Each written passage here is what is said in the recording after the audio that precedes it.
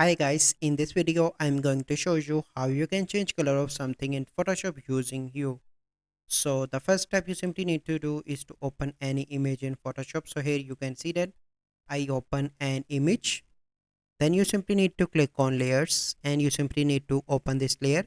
So once you done that, you simply need to click on adjustment, and here you can see hue and saturation. Click on that, and now you simply need to drag this, and now you can see that how easily I am changing the color of stethoscope.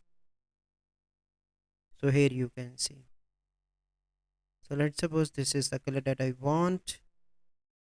If you want, you can change saturation from here. You can adjust lighting from here as well, like this.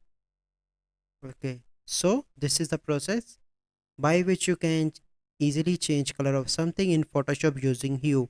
So I hope you find this video helpful. If you find this video helpful, must like this video, subscribe to our YouTube channel for future videos. We'll see you in the next video. Thank you. Have a good day.